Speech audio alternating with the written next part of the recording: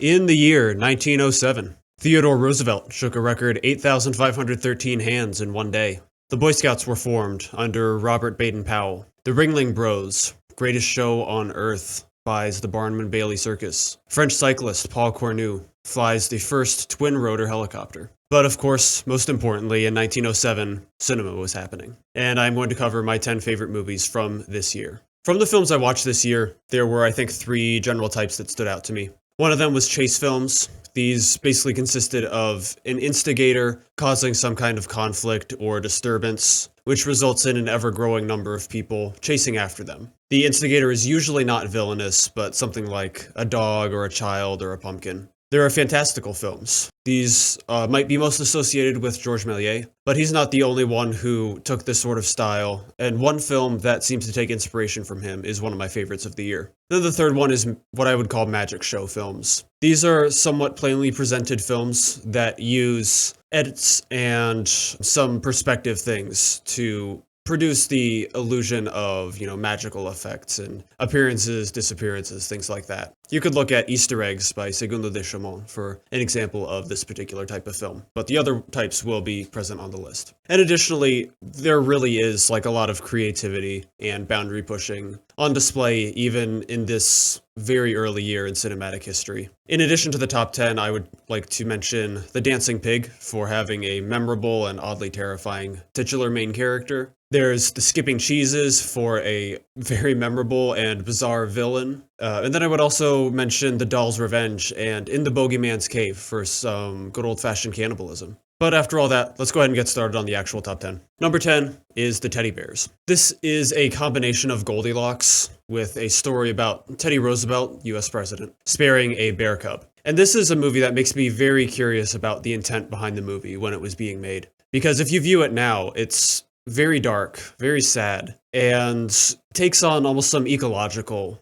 implications in terms of humanity's relationship to nature, humanity's destructive tendencies, and, selfishness and tendency to view themselves as indestructible and get themselves into problems. I have kind of a hard time imagining much of that was intended, and I would assume it was meant to be more a fairy tale retelling of Teddy Roosevelt's, this encounter that became famous at the time. But I just don't know. And I think that's really interesting. Potentially an interesting example of the way perception of a movie can change over time. The Bear family has a personality. We spend several minutes with them and their plucky and disobedient child. They have a typical, family dynamic between the three of them. There is a scene with a bunch of animatronic bears breakdancing as well. So if none of that, convinces you, I don't know what to tell you. Number 9, The Life Cycle of a Song. This was directed by Louis Fayad, who will make more appearances later in this list, and who would become very famous for his work in serials. A vaudeville song catches on and becomes so popular that everyone knows it. At first, those who hear it can't help but sing and dance to it.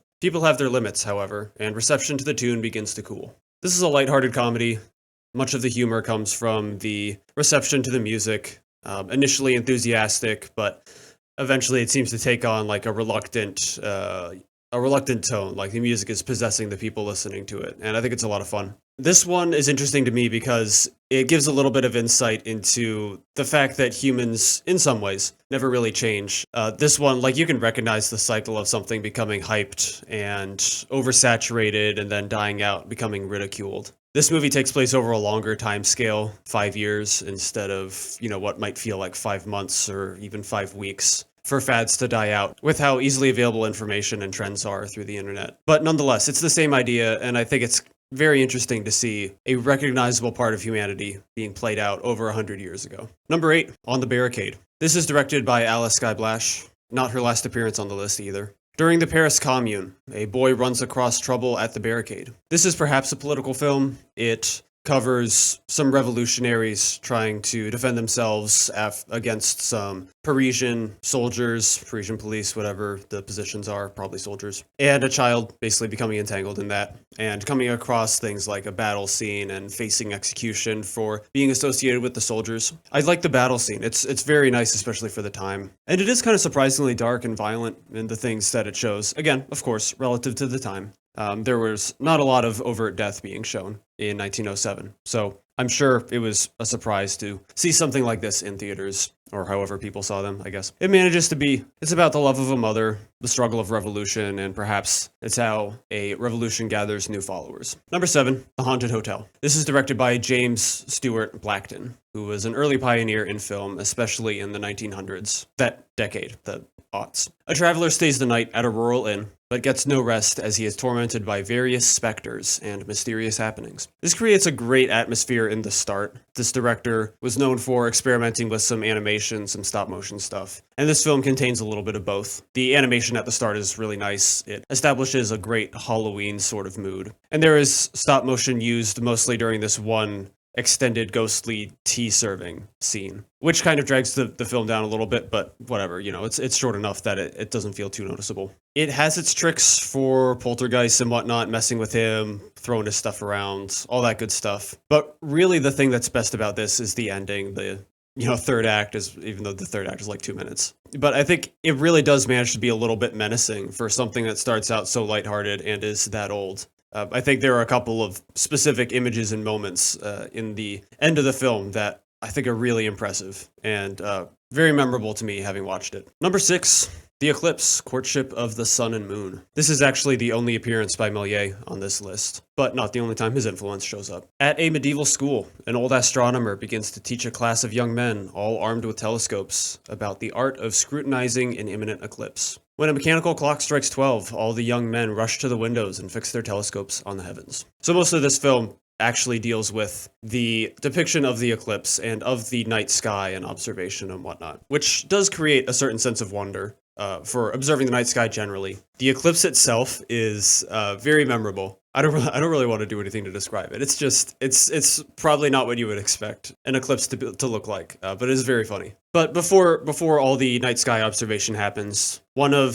Méliès's calling cards is his sets, which often have a lot of detail and create a very rich backdrop that not a lot of other films can match. I specifically love the second set piece, the rooftop observation. I just love that imagery, that particular illustration of a romanticized night sky and just the purple tint and everything like that. It's lovely. If you wanted to watch the most memorable movie from 1907, this would be a good candidate. Number 5, Satan fait la noce. For the non-French speakers, according to Google, could be wrong. This translates roughly to Satan is having a wedding. And this is another appearance from Fait, his second of 3. The devil runs away with a lover, prompting his wife to come after him to bring him back to hell.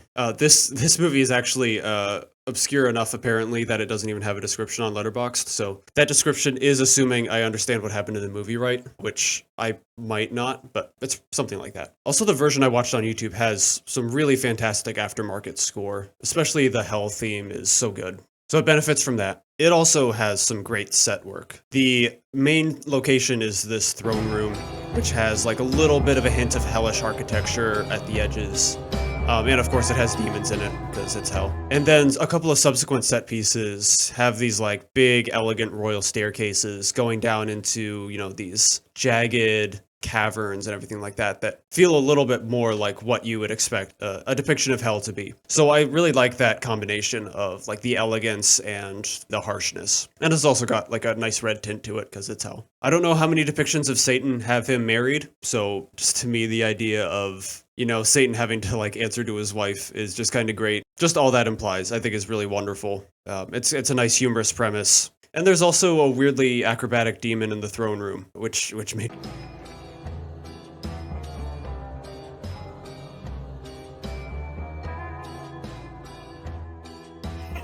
me laugh a lot. Don't really know why, but it's just fun theatrics. Why not? Number 4, The Race for the Sausage. This is Alice Guy Blash again. And this is also a chase movie that I alluded to earlier. A dog runs away with a link of sausage. Chaos erupts as the butcher chasing the dog collides with bystanders who angrily follow. I mean, the description lays out the genre pretty much perfectly. That follows all the criteria. The neutral instigator is the dog. As more and more people cross the path of the mob, they, get run over by it and join in. People trip and fall, throw themselves down staircases, break platforms, destroy pillows, all the fun stuff. I mean, this is a physical comedy short. While I'm not usually the biggest fan of slapstick, I think this has enough little flourishes that it's still very fun for me. And it also has a cute dog. Next, number 3, The Pearl Fisherman. This is the one that's clear Méliès influence. Captivated by a vision of beckoning women, a man dives into the ocean and soon finds himself walking on the ocean floor. This film has some great hand coloring, some striking visuals, some lovely sets. It's got the fantastical quality, but of the ocean floor instead of space, which space was kind of George Méliès's favorite thing, it seems. So we're on the ocean floor, but it still has the detail, some imagery, some really lovely moments. There are all kinds of sea creatures, mermaids, caves, giant oysters. I love the cave set specifically. Like, it feels very grand, especially when combined with, some of the sillier things that are happening inside the set when we get there. It's just a beautiful little movie. I love the imagination, but make sure you come in ready to suspend your disbelief, because it is about a guy kind of like, walking and breathing freely on the ocean floor. So be ready. It's not supposed to be real. Number 2, The Colonel's Account. This is the last Louis Fayard on the list. A retired colonel recounts a story of an old battle with increasing intensity. This I love for its just unabashed, over-the-top energy.